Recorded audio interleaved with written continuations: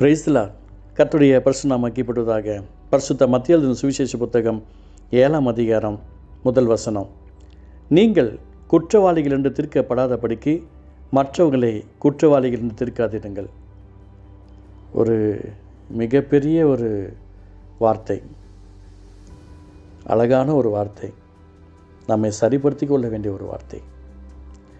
நீங்கள் குற்றவாளிகள் என்று தீர்க்கப்படாதபடிக்கு மற்றவர்களை குற்றவாளிகள் என்று தீர்க்காதிருங்கள். ஆம், நிறைய இடத்துல நம்ம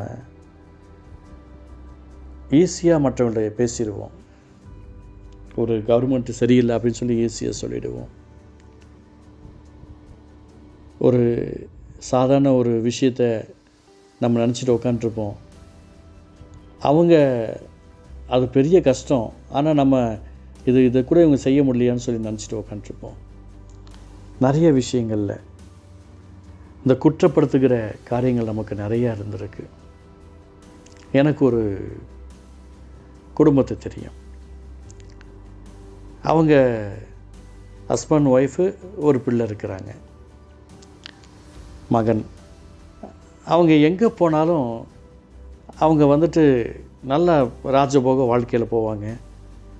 நல்ல காரு, நல்ல வீடு வாசலில் இருக்குது, நல்லா செட்டில்டு.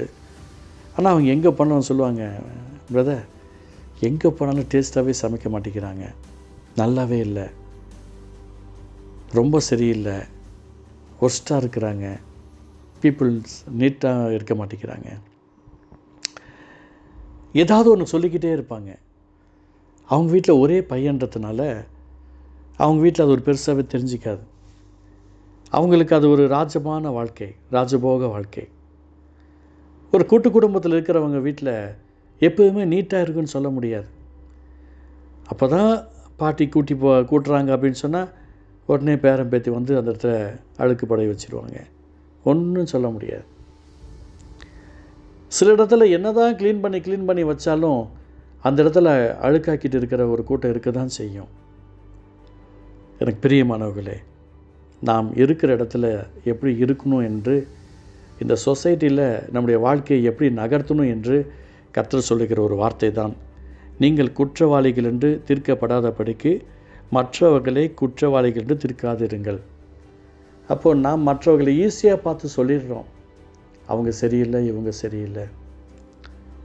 ஒரு சகோதரர் என்னிடத்தில் கடந்த நாட்களில் பேசினார். நான் போயிட்டுருக்கிற சபையில் 50,000 பேர் உட்காடுறாங்க. 8 வழி இருக்குது, சூப்பரான மெசேஜ், காணிக்க பகுதி அருமையாக இருக்கும், அவ்வளோதான், ஜனங்க வருவாங்க போவாங்க, என் வாகனத்தை எடுத்துகிட்டு வெளியில் வரத்துக்கு கூட முடியாது. எனக்கு ரொம்ப மனசு உடைஞ்சு போனேன். என்ன ஆண்டவரே, எனக்கு பிரியமானவர்களே, ஈஸியாக நம்மளுடைய சபையை குறித்து தப்பாக அவங்க பிக்கப் பண்ணுறாங்களே. நம்ம சபையில் வெகு குறைவான ஜனங்க தான் வராங்க, இவங்கள்ட்ட அந்தளவுக்கு வாகன வசதி கிடையாது, கொஞ்சம் பேர் தான், இப்படி பேசுகிறாங்களே என்று சொல்லி ரொம்ப நான் ஆண்டவர்கிட்ட உட்காந்து ரொம்ப ஃபீல் பண்ணேன். எனக்கு பிரியமானவர்களே, நாம் 50,000 பேருக்கு போட்டி போடுவதற்கு கர்த்தர் நம்மை அழைக்கவில்லை. 8 வழி இருக்கிற சபையை உருவாக்க வேண்டும் என்று கர்த்தர் நம்மை அழைக்கவில்லை. இயேசுதான் வழி என்று சொல்லுவதற்காக தான் கர்த்தர் அழைத்தார். நாம் அந்த வேலையை செஞ்சுருவோம். உனக்கு அந்த வேலை தான் கொடுத்துருக்கிற, அந்த வேலையை நீ செய், எதை காதில் வாங்கிக்காத என்று சொன்னார். எனக்கு பிரியமானவர்களே, ரொம்பவும் நம்ம கவனமாக இருக்க வேண்டும். ஈஸியாக சிலர் வந்து பேசிடுவாங்க, அதுக்கப்புறம் உள்ளத்தில் மனக்கசப்பு இருக்கும், வேதனைகள் இருக்கும். நான் சொல்கிறது நீ கேட்டு தான் ஆகணும் என்று நினைக்கிற கூட்டங்களுக்கு மத்தியில் நம்மளால் ஜெயிக்க முடியாது. அதை அந்த இடத்துல ஆண்டவர் சொல்கிறார், நீங்கள் மற்றவர்களை எந்த தீர்ப்பின்படி அழைக்கிறீங்களோ அதுவே நமக்கு தீர்ப்பாக மாறிடும். இதே டிஎம்கே கவர்மெண்ட் அருமையான முன்னாள் அமைச்சர் செந்தில் பாலாஜியை தூக்கி கேஸ் போட்டு வச்சுருந்தாங்க. அந்த கேஸ் தான் இப்போ வந்து அவரையே உள்ளே போட்டுருச்சு. எவ்வளோ பெரிய காரியங்கள் பாருங்களேன். நாம் ரொம்ப கவனமாக இருக்கணும், ரொம்ப கவனமாக இருக்கணும். யாரையுமே அவ்வளோ சீக்கிரம் பேசிடக்கூடாது. நம்மளை பேசுறதுக்கு எவ்வளோ பேர் இருப்பாங்க. ரொம்ப கவனமாக இருக்கணும். கர்த்தருடைய அன்பான ஆசீர்வாதம் நம்மள்கிட்ட நிரம்ப வேண்டும் அப்படின்னு சொன்னால், ஏசப்பா உங்கள்கிட்டையும் என்கிட்டையும் என்ன எதிர்பார்க்கிறாரோ அந்த ஆக்டிவிட்டீஸில் இருப்போம். குறை சொல்லுகிறவர்கள் இருக்க தான் செய்வாங்க. சில நேரத்தில் நம்மள்கிட்ட இருக்கிற நிஜத்தை சொல்லுவது குறைகள் அல்ல, இல்லாததை சொல்லுவதுதான் குறை. அதனால் ரொம்ப கவனமாக இருக்கணும். எனக்கு பிரியமானவர்களே, உங்களுக்கு இயேசுவின் நாமத்தில் நான் சொல்கிறேன், மிகுந்த கவனமாக இருங்க. சீக்கிரம் யாரையும் கொடுத்து பேசிடாதீங்க.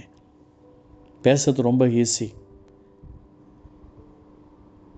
கண்ணாடிக்கு முன்னாடி சுற்றி 4 பக்கம் கண்ணாடி வச்சுக்கிட்டு கல்லை தூக்கி போட்டால் அது நாம் இருக்கிற எந்த பகுதிக்கும் பாதிப்பு என்பது நிறைய பேருக்கு தெரியாமல் இருக்கிறது. உங்களுக்கு இயேசுவின் நாமத்தில் நான் சொல்கிறேன், கவனமாக பேசணும். மற்றவர்கள்ட்ட கவனமாக பேசணும். எனக்கெல்லாம் நிறைய பேர் அவங்களுடைய குடும்ப விஷயங்களை சொல்லும்போது ரொம்ப கஷ்டமாக இருக்கும். ஆண்டவரே பாதுகாத்து கொள்ளுங்கப்பான்னு ஜெபம் பண்ணுவேன். இந்த தினத்தில் நிறைய பேர் இதை வாங்கிட்டு இதை எப்படி நம்ம வேறு மாதிரி பேசி அவங்கள்ட்ட குழப்பத்தை உண்டு பண்ண நினைக்கிற கூட்டமும் இருக்க தான் செய்கிறாங்க. ரொம்ப கவனமாக இருக்கணும், ரொம்ப கவனமாக இருக்கணும். இயேசுவின் நாமத்தில் சொல்கிறேன், என்னை குறித்தெல்லாம் எவ்வளோ பேர் கேவலமாக இங்கொன்றும் அங்கொன்றும் மாறி மாறி பேசுகிறவங்க எத்தனையோ பேர் இருக்கிறாங்க. தெரியும் என்ன பேசுனாங்கன்னு தெரியும். கர்த்தர் பார்த்துக்கிட்டே இருக்கிறார். உங்களுக்கு இயேசுவின் நாமத்தில் சொல்கிறேன், நம்மை மாற்றிக்கொள்வோம். இந்த வார்த்தை நம்மளை பரலோகத்துக்கு நேராக நடத்துவதாக. ஆண்டவருடைய அன்பு நமக்குள்ளே இருந்தால் மட்டும்தான் நம்முடைய வாழ்க்கையில் மாற்றத்தை உண்டு பண்ண முடியுமே தவிர நம்முடைய ஜெபம் ஒன்றுமே பண்ண முடியாது. ஆண்டவரை நேசிப்போம்.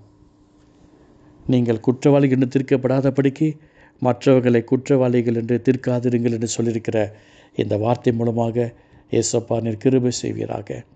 நாங்கள் எங்களை மாற்றிக்க விரும்புகிற ஆண்டவரே, நீர் எங்களுக்கு அருள் புரிவீராக, அற்புதங்களை செய்வீராக. இயேசு மலபிதாவே, ஆமேன், ஆமேன்.